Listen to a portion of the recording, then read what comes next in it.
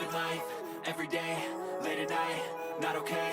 All I want, and I pray.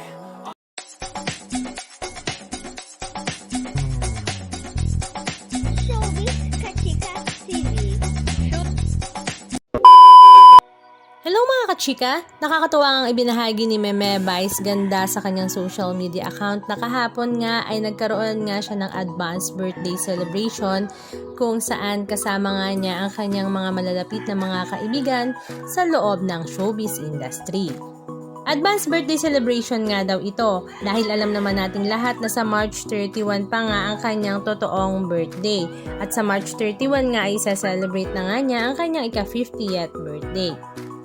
Present and spotted nga sa birthday celebration na ito ang kanyang mga anak-anakan sa showbiz industry katulad na nga lang ng co-host na si Darren Espanto, Donnie Pangilinan, Ryan Bang. Naroon din nga si Papa P. Piolo Pascual kasama nga niya si Kyle Echari, maging ang kanyang mga paboritong housemate sa bahay ni Kuya na sila Esmir at Clarice de Guzman. Simple nga lang ang kanilang naging setup, parang ito nga ay ginanap sa backyard ni Meme, tamang kwentuhan at inuman. Pero marami nga ang nag-e-expect sa mga netizens na malamang sa malamang this 50th birthday ni Meme ay talagang isa-celebrate nga niya ito ng bonggang-bongga katulad nga last 2 years ago na ginanap nga sa Nueva Ecija. Na talaga namang sinadya pa ng lahat at lahat sila ay naka-white.